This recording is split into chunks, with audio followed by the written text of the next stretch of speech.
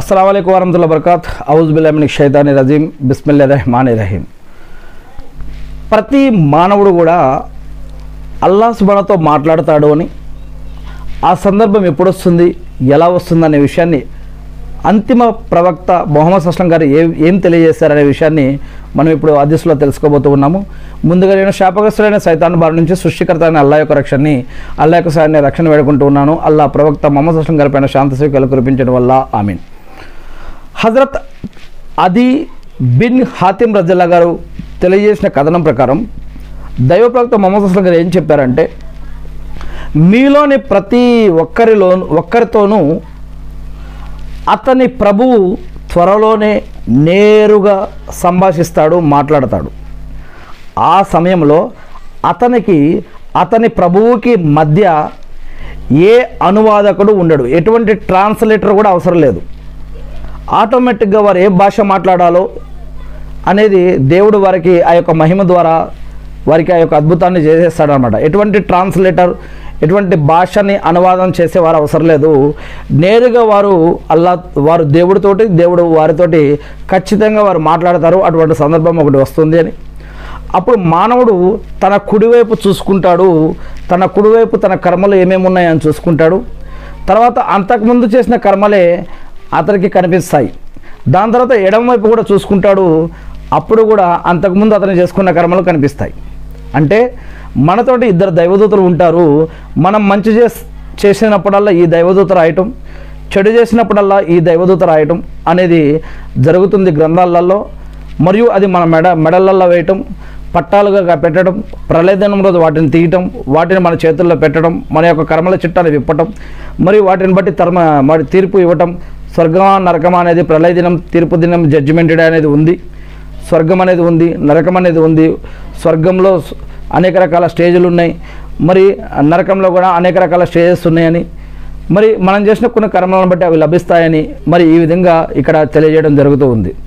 అంతేకాకుండా మరి ఎడమవైపు చూసుకున్నప్పుడు కూడా ఈ యొక్క ఎడమవైపు తాను చేసుకున్న కర్మలు, మానవుడిగా ప్రపంచంలో జీవించి ఉన్నప్పుడు తాను చేసుకున్న కర్మలన్నీ కూడా అతనికి చూపించడం జరుగుతుంది.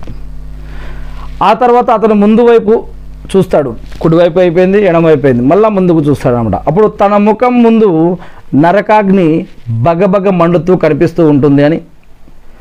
అందుకే చెబుతూ ఉన్నాను, ఒక్క ఖర్జూరపు ముక్క అయినా సరే దానం చేసి అయినా సరే మిమ్మల్ని మీరు కాపాడుకోండి నరకం నుంచి అని ప్రవక్త ముహమ్మద్ సల్లల్లాహు అలైహి వసల్లం గారు తెలియజేస్తూ ఉన్నారు ఈ యొక్క హదీస్లో అని ఈ యొక్క సహాబా గారు తెలియజేస్తూ ఉన్నారు.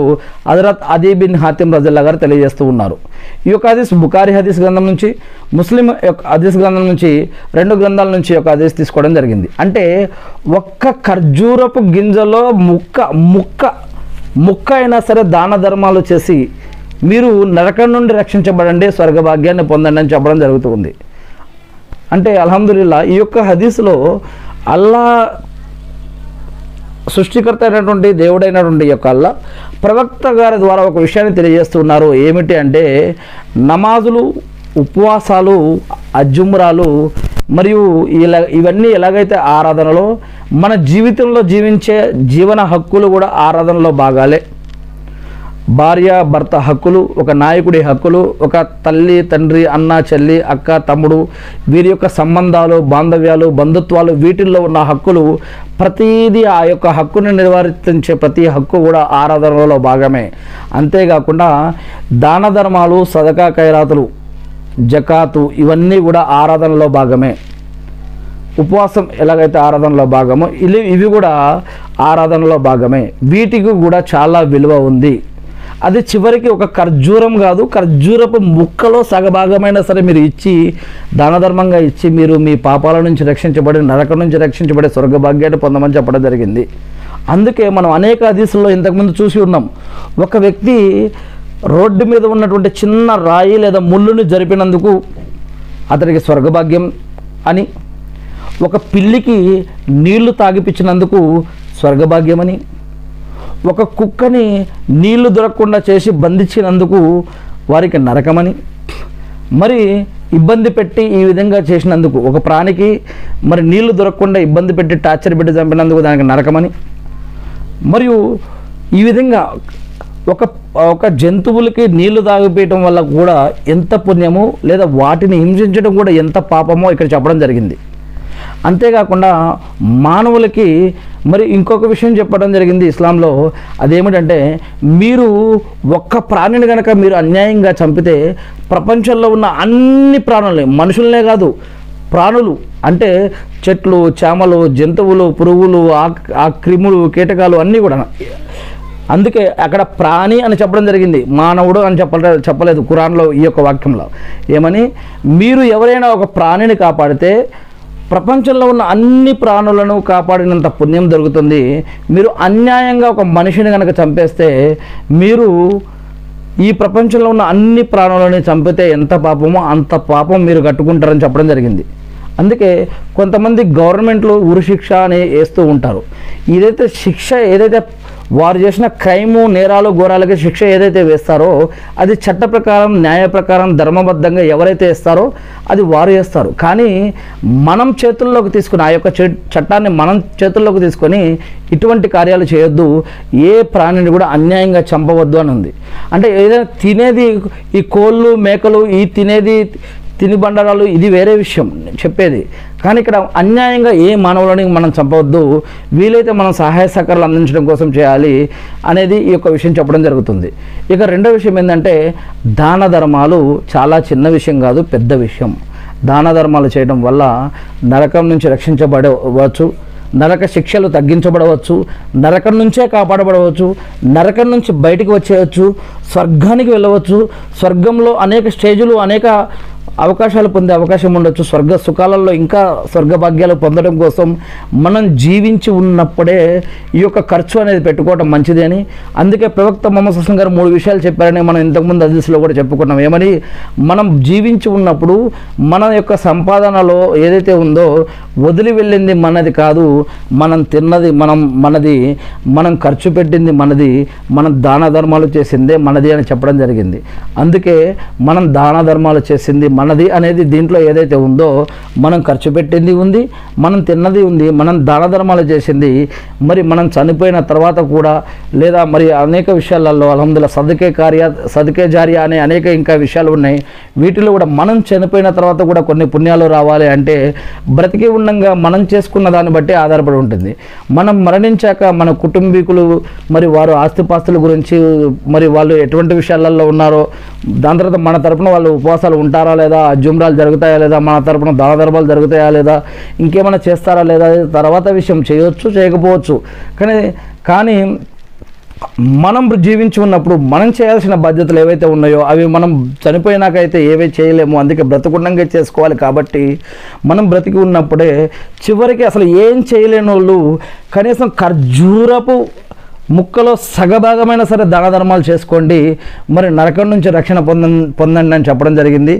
మరియు ఇంకా కొన్ని హదీసుల్లో అయితే కనుక మీరు ఏం చేయలేనప్పుడు కనీసం మాట సహాయం చేయడం కూడా, ఇది కూడా ఒక దాన ధర్మాలు, సదకా ఖైరాతులకు వస్తుంది. అది కూడా కాకపోతే ఒక చెడు పని జోలికి మనం వెళ్ళకుండా, మన మూలంగా సమాజంలో కల్లోలాలు రేకెత్తించకుండా, మన మూలంగా సమాజంలో గొడవ, చెడు అనేది పాకకుండా మనల్ని మనం కంట్రోల్లో పెట్టుకున్నా కూడా దానివల్ల కూడా సవాబులు, నేకీలు, పుణ్యాలు దొరుకుతాయని. ఇప్పుడు ఉదాహరణకి ఒక వ్యక్తి సిగరెట్ తాగుదాం రండి అని చెప్పి పిలిచాడు. మనం దేవుడి పట్ల భయం, భక్తి, గౌరవం, మర్యాదతోటి మన యొక్క పరిశుభ్రత కోసం ఇస్లాంలో సగభాగం పరిశుభ్రత. ఈ యొక్క పరిశుభ్రత ఈమాన్లో, విశ్వాసంలో, మరి ఈ యొక్క తక్వాలో, వీటన్నిటిలో మనం కూడా సరైన పద్ధతి ప్రకారం ఉండాలి అంటే సగభాగం 74వ సూర 4-5 వాక్యాల్లో కూడా చూడవచ్చు. మరి యొక్క సగభాగం మరి ఈ యొక్క పరిశుభ్రత, నోరు పరిశుభ్రత, అవయవాలు పరిశుభ్రత, బట్టల పరిశుభ్రత, ఇల్లు పరిశుభ్రత, మాటల పరిశుభ్రత, అలవాట్లు, పద్ధతులు పరిశుభ్రత, వీటన్నిటిలో ఉంది. మరి అల్లాహ్ పట్ల భయం, భక్తి, గౌరవాలతో మెలగాలి. మరి ఎవరైనా ఒక సిగరెట్కో, మందుకో, ఇంకేదన్నా తినడం, ఇటువంటి చెడు కార్యక్రమాలకు పిలిస్తే కనుక అల్లాహ్ పట్ల భయం, భక్తి, గౌరవ మర్యాదతోటి, దేవుడి పట్ల భయం, భక్తి, గౌరవ మర్యాదతోటి నేను రాను, నేను తాగను అని తప్పించుకోవడం, అక్కడికి వెళ్ళకపోవడం ఉండటం, ఇటువంటి చెడు కార్యాలు, చెడు విషయాల నుంచి మనల్ని మనం కాపాడుకోవడం, మనల్ని మనం రక్షించుకోవడం వల్ల కూడా దీని ద్వారా కూడా పుణ్యాలు ఫలాలు లభిస్తాయి. ఇటువంటి విషయాల ద్వారా కూడా అని మనకి అనేక హదీసులు మరియు ఖురాన్ వాక్యాలు చదివితే అర్థమవుతుంది. ఏది ఏమైతేనేమి వీలైతే మనకు చిన్న మాట సహాయమైనా ఇది కూడా దీని ద్వారా కూడా మనం పుణ్యాలు సంపాదించవచ్చు. ఖర్జూరంలో చిన్న ముక్క దాన ధర్మాలు చేసి అయినా సరే పుణ్యం సంపాదించవచ్చు. మరి ఈ రోజుల్లో మనం ఎంతో డబ్బు అనేక మంది అనేక రకాలుగా సంపాదిస్తూ ఉన్నారు. హలాల్ సంపాదన ద్వారా చేసిన హజ్ ఉమ్రాలు మాత్రమే స్వీకరించబడతాయి. హలాల్ సంపాదన ప్రకారం చేసే వారి యొక్క దువా స్వీకరించబడుతుంది. హలాల్ సంపాదన ప్రకారం జీవిస్తూ అది మన భార్య బిడ్డలకి ఖర్చు పెడుతూ వారు చేసే ఆరాధనలు అల్హమ్దుల్లా అల్లా వద్ద స్వీకరించబడతాయి. మరి అలా మనం హలాల్ పద్ధతిలో సంపాదిస్తూ ఎన్ని కష్టాలు నష్టాలు బాధలు ఇబ్బందులు వచ్చినా హరాం జోలికి వెళ్లకుండా షిర్క్ బిదతుల జోలికి వెళ్లకుండా హలాల్ పద్ధతిలో సంపాదిస్తూ వాటిల్లో నుంచి వీలైనంతగా దేవుడు చెప్పినట్టుగా చెప్పిన పద్ధతుల్లో ఖర్చు పెడుతూ మరి ముందుకు వెళ్ళే భాగ్యాన్ని మనకు ప్రసాదించమని నేను ఆ సృష్టికర్త అయిన అల్లాహ్ను ప్రార్థిస్తూ ఉన్నాను. ఇక్కడ హలాల్ అంటే ఏమిటి, హరాం అంటే ఏమిటి కొంతమందికి అర్థం అయి ఉండొచ్చు, కొంతమందికి అర్థం కాకపోవచ్చు. ఇక్కడ హలాల్ అంటే ఏమిటంటే ధర్మ సమ్మతమైనది, హరాం అంటే ధర్మ విరుద్ధమైనది.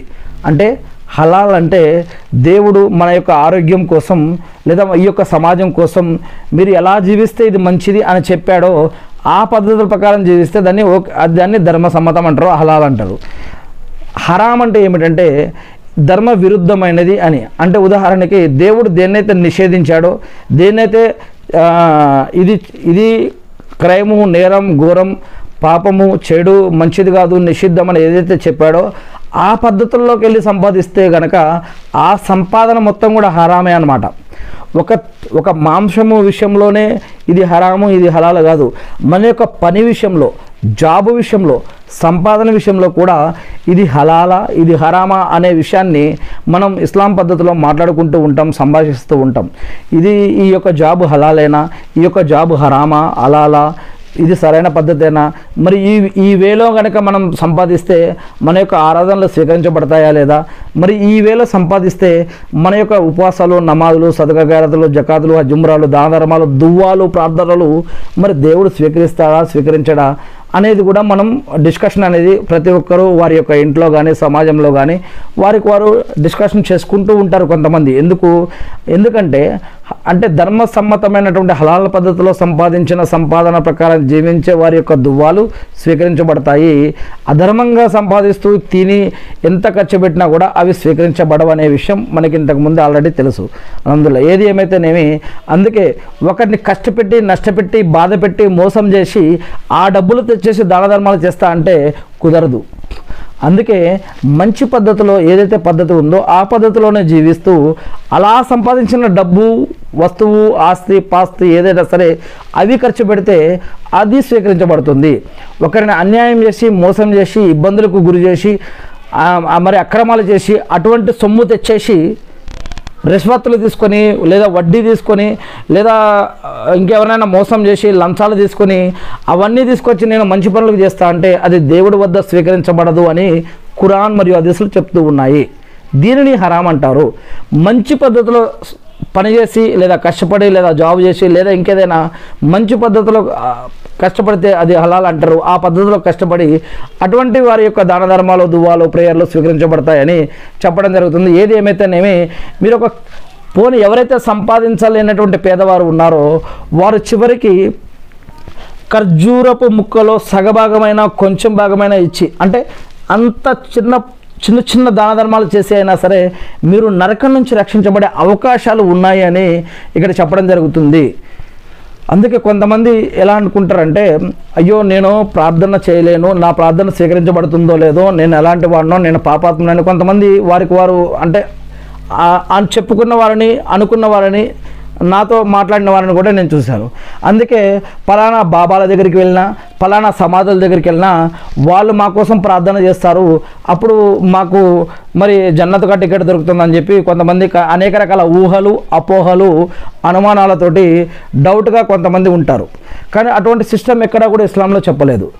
ఇస్లాం ఎంత ఈజీగా చెప్తుందంటే ఇక్కడ ఖురాన్ మరియు హదీసుల్లో ఇంతకుముందు ఎలా ఉన్నా సరే నీవు ఇప్పుడు నీకు ధర్మం తెలిసింది, నీకు ఇప్పుడు ఖురాన్ తెలిసింది, హదీస్ తెలిసింది. ఇంతకుముందు ఏదైతే తప్పులు జరిగాయో దాన్ని తప్పుగా నువ్వు ఒప్పుకొని వాటిని క్షమించమని చెప్పి నీవు అడిగి వాటి నుంచి ఇప్పుడు రక్షణ పొంది ఇక ముందు నువ్వు అటువంటి పాపాలు చేయకు, అటువంటి తప్పులు చేయకు అని చెప్తుంది. ఇప్పటి నుంచి మంచి పద్ధతుల్లో బతుకు అని చెప్తుంది. మరియు నమాజుల ద్వారాను, ఉపవాసాలు, దాన ధర్మాలు, సదకా ఖైరాతులు, జకాతులు, హజ్జుమ్రాలు, మంచి పనులు, మంచి మాటలు, లేదా తప్పులు ఒప్పుకోవటం, ఆ తప్పులకి ప్రాయశ్చితం చేసుకోవటం, లేదా ఆ తప్పులకి ఇక్కడ శిక్ష అనుభవించడం, ఇలాంటి అనేక విషయాల ద్వారా కూడా మరి స్వర్గాన్ని పొందే భాగ్యాలు ఉన్నాయని ఇక్కడ తెలియజేయడం జరుగుతుంది. శిక్షలు తప్పుల నుంచి తప్పించుకోమని పారిపోమని చెప్పట్లేదు. ఆ తప్పులు ఒప్పుకోవాలి, వాటికి ప్రాయశ్చిత్తాలు ఏమైనా చూసుకోవాలి. మరియు ఏదైనా చెడు అలవాట్లు, చెడు పద్ధతులు ఉంటే వాటిని వదిలేసి మంచి పద్ధతుల కోసం ప్రయత్నించాలి. మరి మంచి పద్ధతుల్లో జీవిస్తూ సమాజాన్ని, మన కుటుంబాన్ని, అందరినీ ఆరోగ్యవంతంగా ఉంచుతూ మనం కూడా ఆరోగ్యవంతంగా ముందుకు వెళ్ళాలని ఇక్కడ తెలియజేయడం జరుగుతుంది. అసలు హదీస్లో ఉన్నటువంటి మెయిన్ ఉద్దేశం ఏమిటి అంటే మరి దాన ధర్మాలకు ఉన్నటువంటి విలువ ఎటువంటిదని చెప్పడం జరిగింది. అంతేకాకుండా కొంతమంది ఒక సహాబాల విషయాన్ని నేను ఇప్పుడు చెప్పాలనుకుంటున్నాను. కొంతమంది సహాబాలు ఇంకో సహాబాల మీద కొన్ని విషయాలలో ఈర్ష్యపడుతుంటారు. ఏంది? చెడు విషయం కోసం కాదు, మంచి విషయంలోనే. అంటే కొంతమంది సహాబాలలో ధనవంతులు ఉన్నారు, పేదవారు ఉన్నారు, మధ్యతరగతి వారు ఉన్నారు. ఒకసారి ప్రవక్త మొహమ్మద్ సల్లం గారి దగ్గరికి వెళ్ళి, ఓ ప్రవక్త మొహమ్మద్ సల్లం గారు, మరి ఆ సహాబాలకి వారు డబ్బులు ఉన్నాయి, వారు కరోడపతులు లేదా లక్షాధికారులు లేదా ధనవంతులు, వాళ్ళు మేము అందరం కూడా నమాజులు, ఉపవాసాలు, సదకా ఖైరాతులు, జకాతులు అన్నీ చేస్తాం. కానీ వారు హజ్జుమ్రాలు ఇంకా ఇంకా ఇంకా ఇంకా చేస్తూనే ఉంటారు. ఎందుకంటే వారికి స్తోమత ఉంది, డబ్బు ఉంది. అంటే మాకంటే ఎక్కువ పుణ్యాలు వారు సంపాదిస్తున్నారు. మరియు వారు దాన ధర్మాలు కూడా చాలా ఎక్కువగా చేస్తూ ఉన్నారు. మాకంటే ఇంకెక్కువ పుణ్యం సంపాదిస్తున్నారు. మరి మేము పేదలుగా ఉన్నాం, పేదరికంతో ఉన్నాం. మరి మేము కూడా ఆ విధంగా ఎక్కువ పుణ్యాలు సంపాదించాలంటే ఏం చేయాలని చెప్పేసి ప్రవక్త మొహమ్మద్ సల్లం గారిని అడుగుతారు.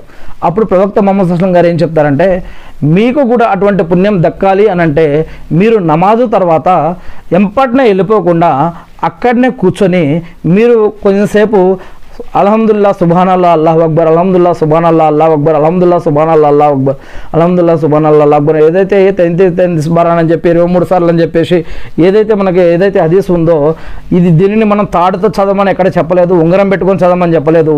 ఇలా చేతి వేళ్లతోటి ఈ విధంగా చదివేవారు. ఇది హదీసు.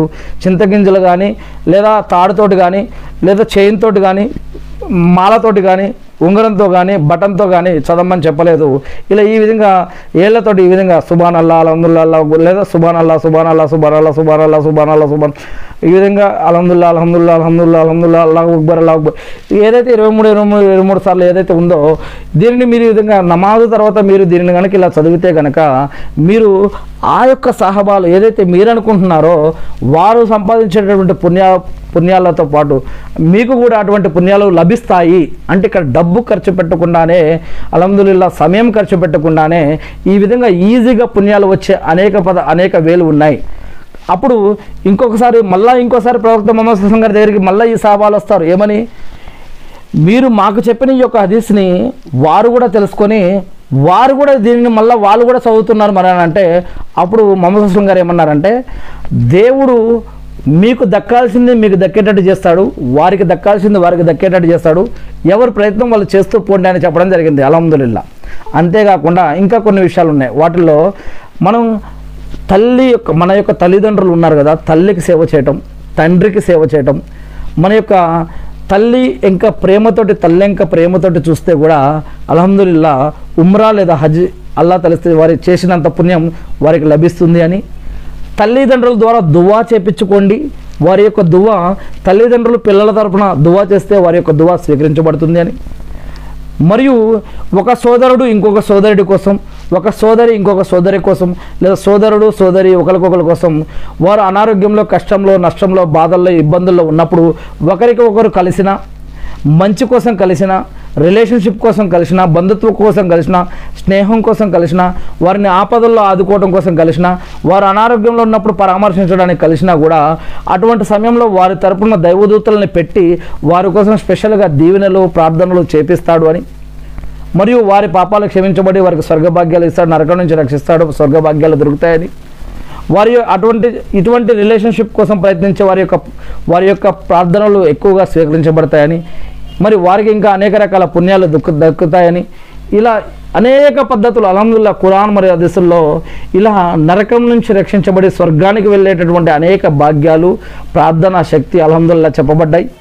ఏది ఏమైతేనేమి నేను సృష్టికర్త అయిన అల్లాని ప్రార్థిస్తూ ఉన్నాను. అల్లా మా అందరి యొక్క పాపాలను క్షమించండి వల్ల అల్లా ఈ సైతానుల నుంచి, మీరు సృష్టించిన సృష్టిలోని ఈ సైతానుల నుంచి, జిన్నాతుల నుంచి, అల్లా అక్రమాల నుంచి, అన్యాయాల నుంచి, అప్పుల నుంచి, వడ్డీ నుంచి, షిరుకు నుంచి, ఆకలి దప్పికల నుంచి, అనుమానాల నుంచి, అసహ్యం నుంచి అల్లా, అదేవిధంగా అప్పుల నుంచి వల్ల అల్లా, ఈర్ష్య నుంచి వల్ల, దిష్టి నుంచి వల్ల, చేతబడి నుంచి వల్ల, వీటన్నిటి నుంచి మమ్మల్ని రక్షించడం వల్ల, ప్రాణం పోయేటప్పుడు బాధ నుంచి, దజ్జాల ఉపద్రవం నుంచి, సమాధి శిక్షల నుంచి, ప్రళయదినం రోజు ఉన్నటువంటి ఇబ్బందుల నుంచి, నరక యాత్ర నుంచి మమ్మల్ని రక్షించడం వల్ల మాపైన, మా కుటుంబ సభ్యులపైన, మీ యొక్క దాసులందరిపైన, ఈ ప్రసంగం వింటున్న వారిపైన, ఈ ప్రసంగాన్ని ఇతరులకు చేర్చే వారిపైన, ఎవరైతే నీ దాసులు ఎక్కడెక్కడైతే మరణించి ఉన్నారో, బ్రతికి ఉన్నారో, ఇప్పుడు రాబోతూ ఉన్నారో, అటువంటి నీ యొక్క దాసులు చేసిన నమాజులు, ఉపవాసాలు, సదకా ఖైరాతులు, జకాతులు, అజుమ్రాలు, దానాలు ఎవరైతే చేశారో, చేస్తున్నారో, చేయబోతున్నారో అటువంటి వారందరిపై తరపున కూడా నేను ఈ యొక్క ప్రార్థన మా అందరి తరపున మిమ్మల్ని ప్రార్థిస్తూ ఉన్నాను వల్ల మా ప్రార్థన స్వీకరించండి వల్ల, అదేవిధంగా వల్ల ఇబ్రాహీం అలస్లం గారి పైన మరియు అనేక మంది ప్రవక్తలు, మీ ప్రవక్తలు ఎవరైతే వచ్చారో వారందరిపైన కూడా శాంతి సేవకాలు కురిపించడం వల్ల, అదేవిధంగా అల్లా ప్రవక్త మొహమ్మద్ సల్లల్లాహు అలైహి వసల్లం గారిపైన, ఆయన కుటుంబ సభ్యులపైన, ఆయన ఉమ్మత పైన మరియు ఆయన సహాబాలపైన అందరిపైన కూడా శాంతి సేవకాలు కురిపించి మకామే ముహమ్మద్కు ప్రవక్త గారిని వారసును చేసి అంతిమ దినంలో వసలతా స్థానాన్ని ప్రవక్త మొహమ్మద్ సల్లల్లాహు అలైహి వసల్లం గారికి ప్రసాదించడం వల్ల ఆమీన్. అల్లా మీరు ప్రవక్త ద్వారా ఏదైతే మాకు ఖురాన్ మరియు హదీసులను జీవన మరియు ఆరాధన పద్ధతులు ఇచ్చారో అవి మేము కూడా తెలుసుకొని, నేర్చుకుని, అర్థం చేసుకుని, గుర్తుపెట్టుకుని వాటి ప్రకారం మేము జీవిస్తూ మిమ్మల్ని ఆరాధిస్తూ తెలియని మా సోదరి సహోదరులకు తెలిపే భాగ్యాన్ని మాకు ప్రసాదించండి వల్ల ఆమీన్.